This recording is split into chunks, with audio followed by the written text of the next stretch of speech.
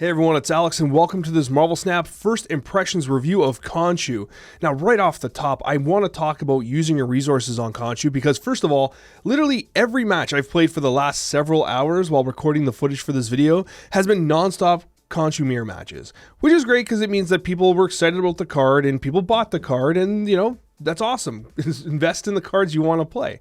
But if you're looking about min-maxing your resources from a performance kind of perspective, I think even last week was a good example of why you should probably, again, wait towards the end of the week. I know I say this all the time, but Firehair impressed early on. Win rates were solid with Firehair. And what ultimately happened is people moved away from like the first couple days of just nonstop grinding Firehair decks. And then the meta started, people started going back to their usual meta stuff. Firehair's win rate dipped. And the performance of those decks against standard meta decks dipped as well. And so ultimately, at the end of the week, you had this impression of what Firehair's capabilities were in the current meta that you don't get from a first impressions review. Khonshu is similar. It's a very unique way of playing discard. However, opposite to Firehair, my first experiences with Khonshu were actually a little more negative. The win rates on the decks were not nearly as high, and the decks themselves were relatively inconsistent. That isn't to mean that Khonshu does not have significant potential, because I saw that too. It's once again a good reason why you should consider waiting towards the end of the week. And another thing I realized about the Khonshu deck specifically was that there was a number of expensive components in them. There are some kind of switcheroos you can do, but sometimes if you just buy into Khonshu on day one, you might miss the fact that the meta decks that evolve into Saturday, Sunday, Monday, or in the weeks to come aren't just an investment in Khonshu. You might have to invest in Khonshu, Gore, Corvus Glaive, etc. It might not just be one card that does it. It might be like 3 or 4 cards you're off of what ultimately becomes the meta-based shell. So that's something you need to consider where investing your resources. All right, a bit of a preamble there. Khonshu specifically. I like the card. I think it's cool. I was right to assume on the Snapchat that it was going to step on the toes of Apocalypse a little bit, because it did exactly that. It definitely stepped on the toes of Apocalypse. Another thing worth mentioning is that we had a plethora, almost non-stop mirror matches for the last several hours. This makes it very difficult to make an analysis of the card based on how it would perform against like regular meta decks. Like I wasn't playing against anything else other than discard. So mirror match after mirror match, that only is going to happen for the next like 24 hours or so, 48 hours at most. And then once again, once people take their Khonshu decks and they start playing against the regular meta stuff people just tend to play, we'll get a better impression of how this card performs. My first impressions though were that it definitely is niche. However, it's extremely powerful in its effect. The challenge that I found was that, like, first of all, you want to get the most of it by discarding it multiple times.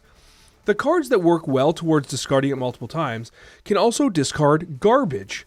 Like if you are playing Corvus Glaive on turn 3 and you discard a Lady Sif and something else in an Iron Man, then all of a sudden you're Khonshuing and you're like, oh, well, I might hit that Lady Sif, which, yeah, you bring a big Sif down, but the actual Iron Man is what your intended target was.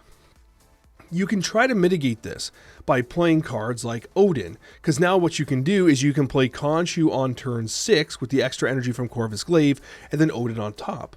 However, Khonshu itself, the randomness of the locations is okay. Bear in mind, it can't resurrect a card because it resurrects to another location. It doesn't resurrect to the card to its given location. So it's a 50-50 as to which location it goes to. You can even control that based on how you place your cards. But you can't control what it brings back if you discard more than one card or 3, 4, right? It's kind of RNG. Sometimes you'll high roll, sometimes you won't. Are you willing to snap on a 25% chance to bring a Hela you need? Probably not. And so that's where Khonshu is a little difficult. It is an incredibly powerful effect when you discard it 3 times. But if you've discarded it 3 times, what other cards have you discarded? You know what I mean? So we found ourselves in a situation very often where we had really good opportunities to bring back a couple highlighted cards for Khonshu, but we had to RNG roll as to whether or not we got what we wanted, not just the card, but the locations it fell. A lot of RNG with Khonshu. But when it landed, it landed. I often found myself at about the 6-8 range, and honestly, it was amazing at this range. There were times where Khonshu stole games.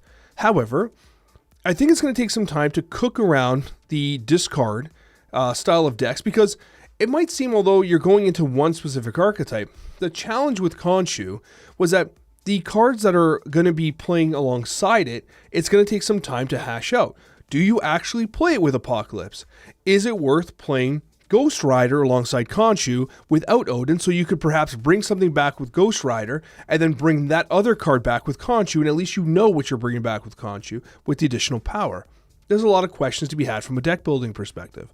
But at the end of the day, I do think the card was interesting. Would I invest my tokens in it right now? Would I invest my keys in it right now? No, I wouldn't. I would wait. The reason why is because we have the Bullseye Frigga deck right now, which is kind of the premier version of discard. And I feel weird saying that because, I designed the meta list, but when it comes to Khonshu, I don't think that the Khonshu decks will outperform the Frigga one right now for Bullseye Dawkin. Dawkin seems like it has a bit of a higher ceiling, and so if Khonshu can't knock those off as the top discard archetype, if you're playing discard, will you play Khonshu? When was the last time you played Black Knight, right? People tend to play the premier version of whatever form of discard they wish to play. That's my primary concern. Let's talk about some decks. That was my longest intro of all time, I'm pretty sure. But I had a lot to say about Khonshu, especially considering that, limited resources are a thing. And I want to make sure you guys have at least a little bit of an idea of where my mind is with regards to Khonshu and spending those resources. With regards to the deck, I got a couple decks I want to show you here. The first one was a Hela Shell, and I actually had a lot of fun with this. There was a Hela Shell kind of floating around untapped that people were really excited about that was doing okay. And I made a couple adjustments to it. I'm sure you'll see the other one. I think other creators will probably talk about it. But this one here, I added the Swordmaster to more reliably hit the Scar and the Iron Man, which is great for Hela. I added the Hell Cow as opposed to Blink, right? Blink was an option here as well. Blink is good because if you play something like a Corvus, you blink it out and you can hit something like originally was an Infinite instead of the Scar. I went with this particular version. What I will say about this deck is that after you Corvus Glaive, as I mentioned prior, on turn 5 you have 6 energy. Khonshu and Hela are often at odds with each other. However, in that situation where you have 6 energy on turn 5, you play Khonshu first because Khonshu will give the additional power to the cards you bring back. And then what you do is you follow up with Hela, which brings back everything else. The only challenge with this is that if you discard Scar and then you play Khonshu and it's not 12 power, then there's that. You have to be very cognizant of what RNG can do here, right? Because if you hit the Iron Man or the Gore and then you bring Khonshu back, that's awesome, and then you can Hela the rest, and that's fine, right? The other option as well is to play Khonshu on turn 5 and Odin on turn 6 to have double procs of Khonshu. That's very, very strong as well. The deck has a lot of potential. I liked Hell Cow in this deck because generally speaking, turn 6 you're going to be playing either Hela or Khonshu, right?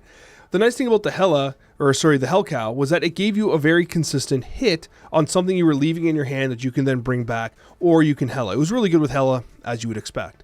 With Blink, there was a lot of useful plays with like blinking out your Corvus and hitting an Infinite and stuff like that, which is still valuable.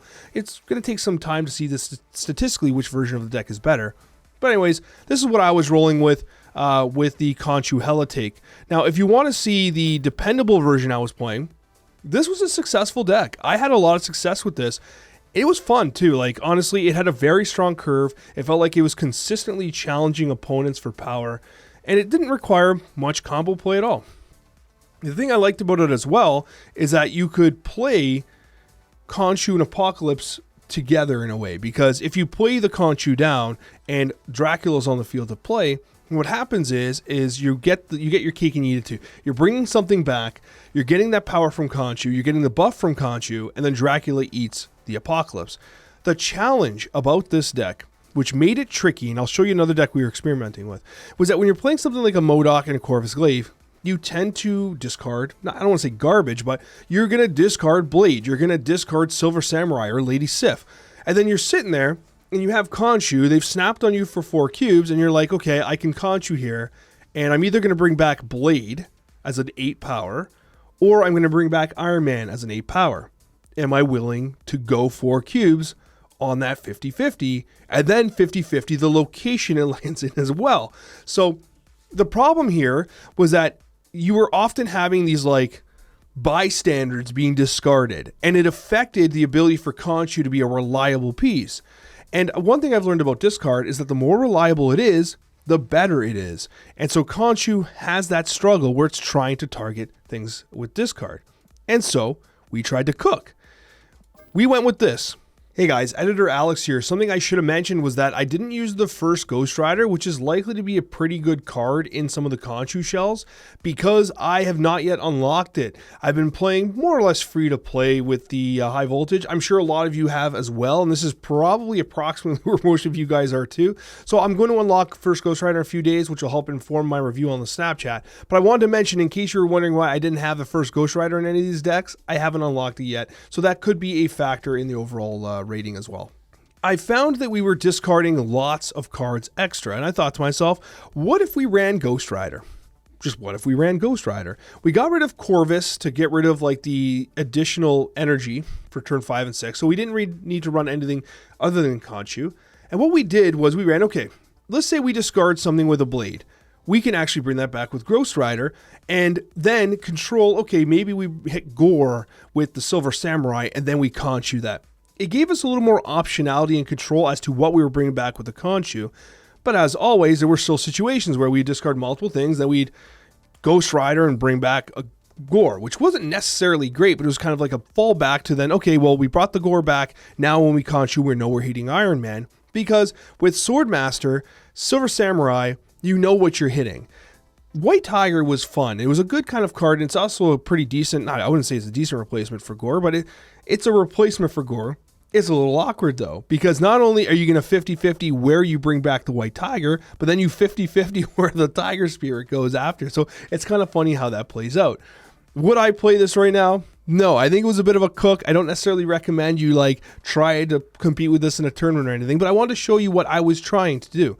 I was trying to make a deck that very consistently discarded what I wanted to discard, and then I would control what I brought back. So then ultimately I'd have more agency over what Khonshu brought back, because I'd have like the Ghost Rider and etc.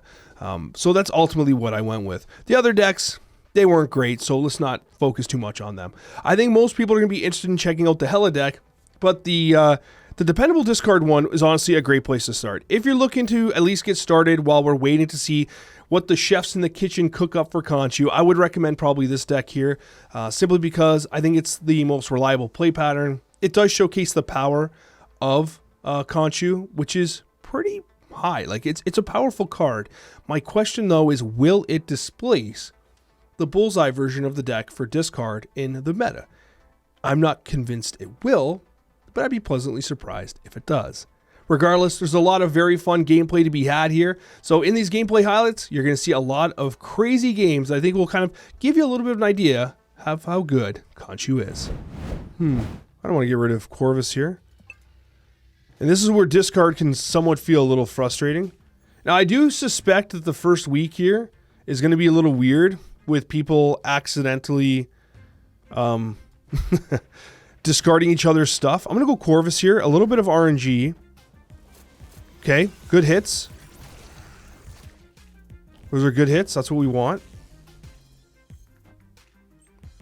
Not the greatest, considering we have Blade in our hand.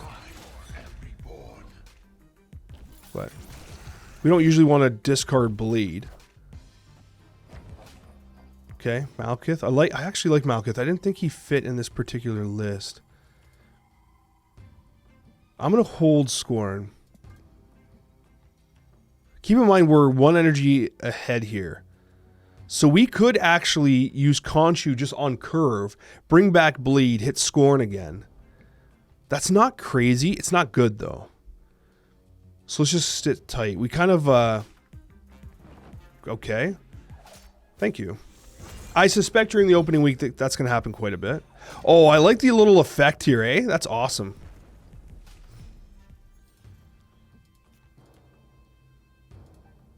Is just Morbius enough? Is a casual Morbius enough? Because we can't play Khonshu because it brings back the Blade, which will hit the Morbius. You're probably just Morbius here? Either way. Okay. We do have the Iron Man discarded as well. I keep fixating on the Blade. Perhaps I'm having a little bit of a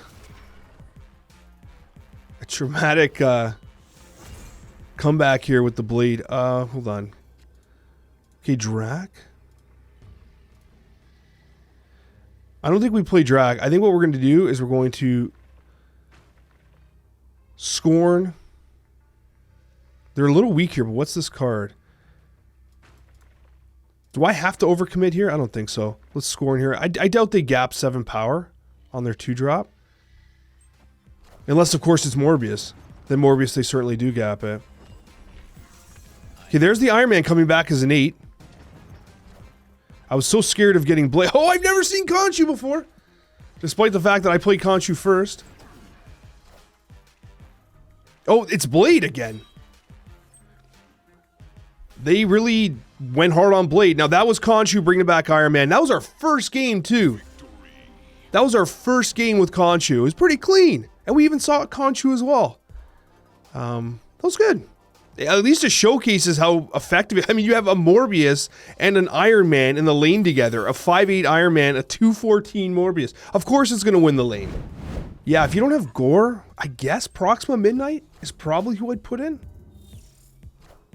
It doesn't necessarily synergize exactly with what Gore is attempting to do, but it's a very clean card that you could incorporate into a deck like this.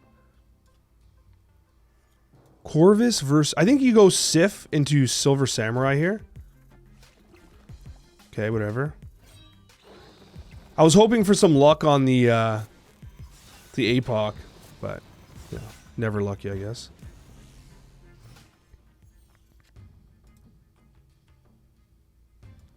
Blade Corvus, maybe? We don't necessarily want to take initiative in this against this deck, because if they're playing the Bullseye variant... Okay, stature. They're directly trying to cook for these matchups here. I am born.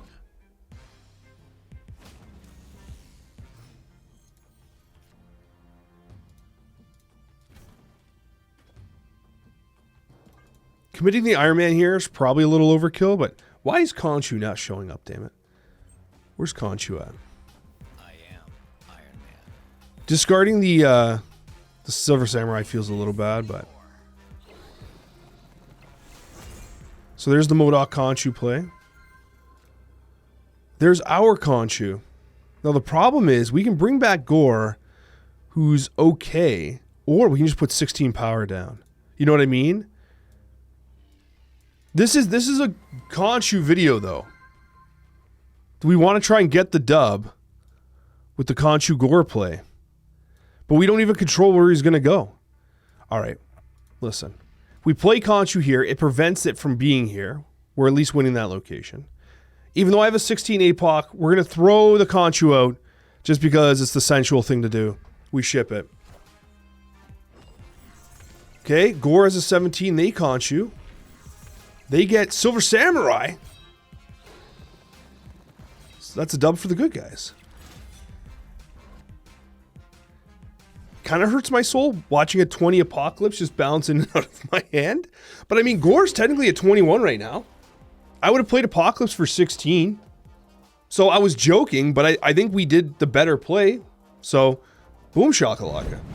I saw this variant. I was like, this Makari variant and Avatar. I was like, bruh.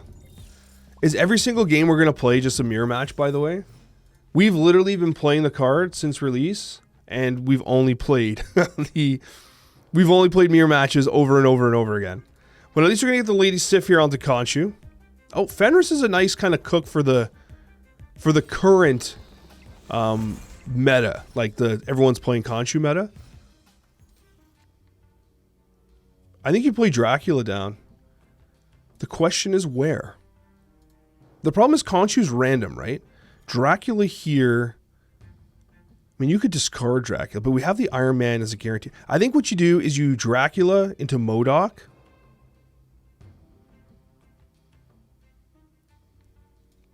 I don't know. I'm going to put him here, but I might regret everything. This Fenris is going to win the big house, by the way. Okay, this is pretty solid. It don't get much better than this.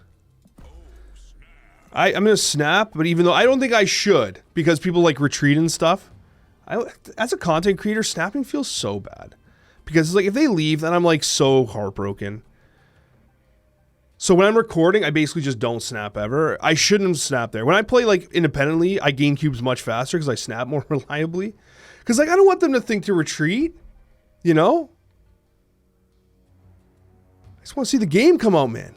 Because they're staring at Drac and they're like, bro, I can't compete. Come on, Agatha.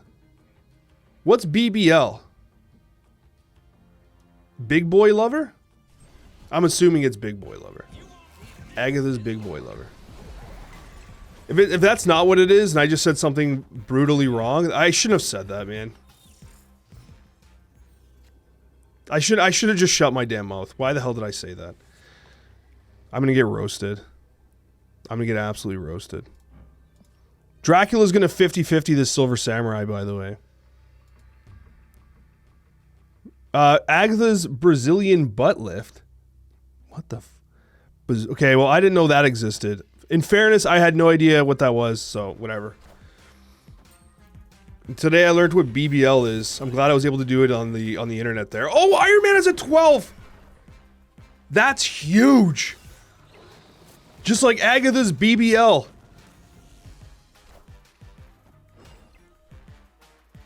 Where you going, Khonshu? The game's crashing? Wait, Blob? Alright, we actually high-rolled that entire game pretty hard. That was a solid win. And they had Iron Man, Blob, Morbius onto the Quantum Realm there. Heck yeah! That's an amazing dub! Let's go! Well, it's a little unfortunate.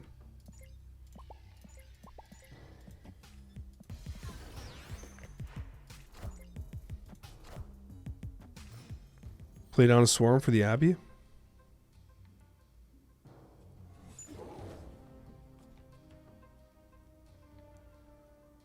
Let's try this absolute meme garbage.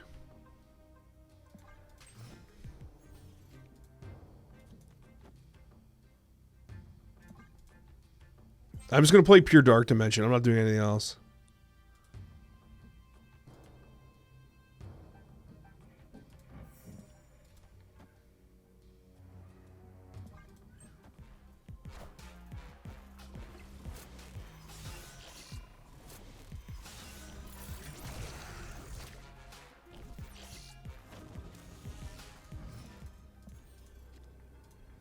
Easy. Oh, my monster. It's actually sad.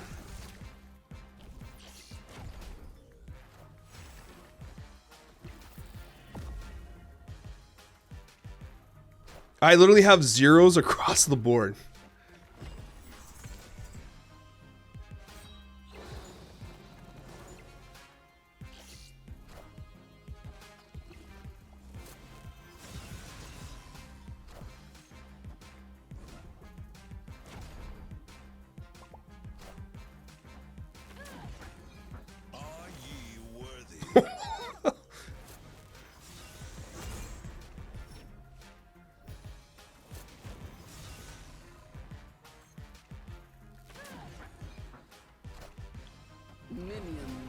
Is this why everyone hates Hela?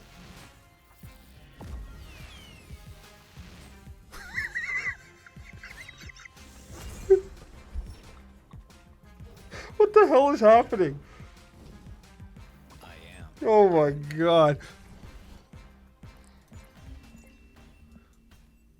I don't even know, man. I don't even know. Khonshu didn't even make it out. He's just full mooning in the hand here. That was just so ridiculous. Imagine having cards that will allow you to play Marvel Snap. This is truly unbelievable. Scar, please. Swordmaster. Hits blink. Disaster. Well, there's Gore. I think what we do is we Jubilee into Grandmaster.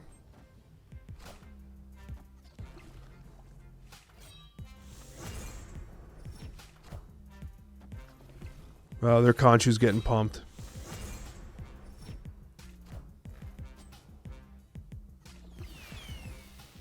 Alright. Don't die, don't die. Okay.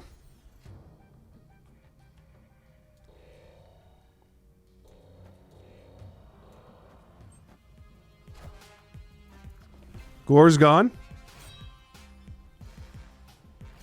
Corvus? What do we bring? Scar or Corvus? It's Corvus. Hela, no! Hela! Oh my god, Hela. Fitty fitty right here. Hela, survive. Hela survives. Look at that gameplay. Grandmaster does not survive. Look at Khonshu getting that blade pump after too. So many options here. Khonshu versus Hela. Khonshu's 12 power. Minimum 24. Khonshu just always wins, I think. Let's just Khonshu. There's their Khonshu.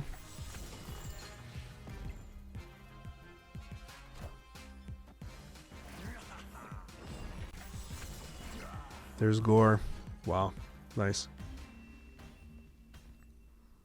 We had different options there. Hela would have been an option for sure. Lots of ways to win that game. No, first of all, I am not inebriated. All I'm saying, chat, is that I'm almost positive that in the Kang, Only Myself Left to Conquer comic series, Kang goes back in time to like go against Apocalypse.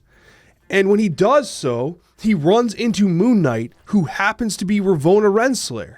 Like, I'm not making this up. I'm almost positive, unless I'm totally wrong. Ask ChatGPT, man. I don't ask ChatGPT about. I googled it. He is right.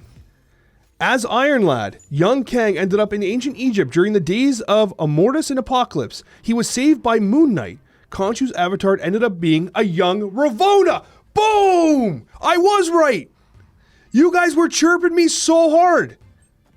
Oh, I was getting made fun of so hard. And I was right. Wow, I feel so vindicated right now. Plus 10 to Gryffindor, indeed. Yo, I'm feeling so good right now. I feel like $1 million. $1 million buckaroonies, man. I never compete with this Morbius here. What did we get rid of? Gore? Can Gore beat them? I don't know, man. I'm going to sauce this.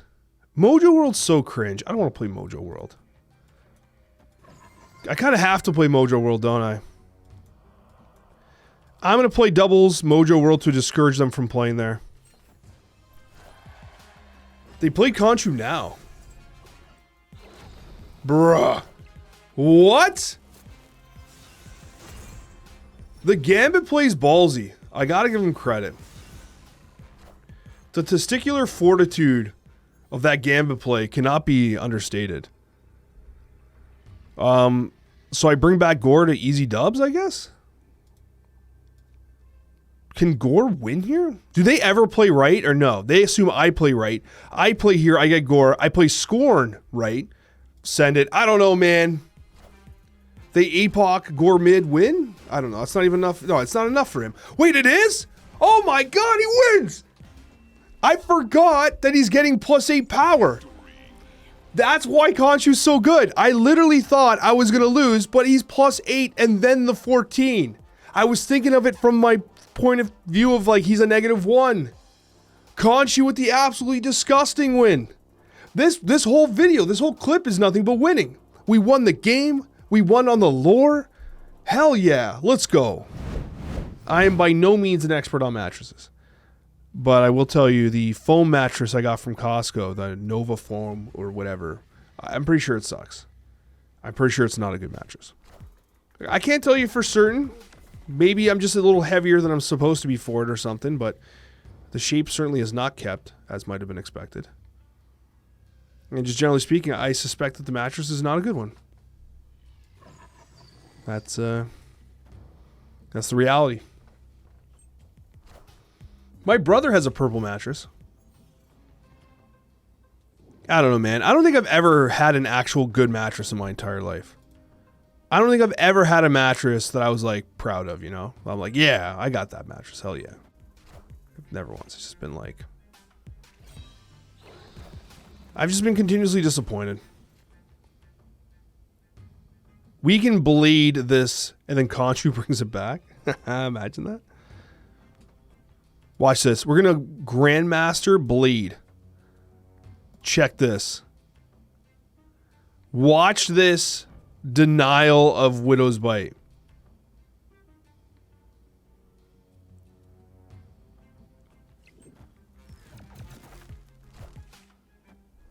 What? Oh, they're hide, man. They did it for me.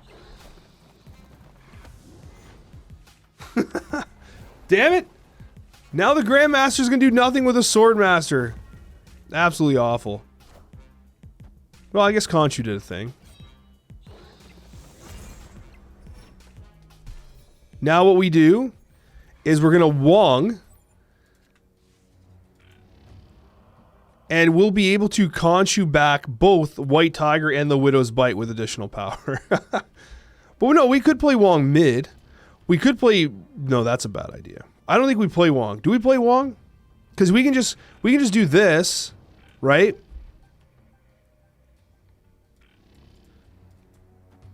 We can just do this and then play Khonshu mid.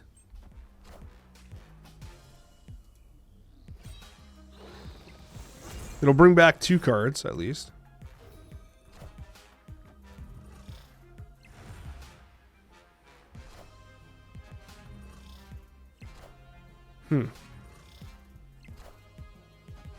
Well, they're incentivized to put more into my deck.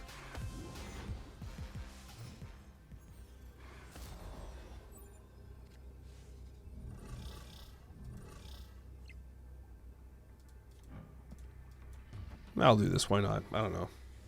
I think I always lose mid because the stupid Grandmaster's there, or Swordmaster or whatever. I am Iron Man. Oh, I blocked the Tiger.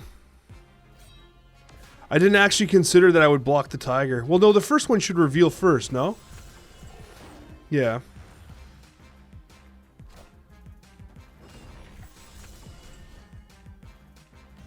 Oh, that was such a stupid game. I won? What? Alright, I made so many mistakes there. That game was so poorly played. And yet we still won. So yes, this is a good example of very high skill gameplay.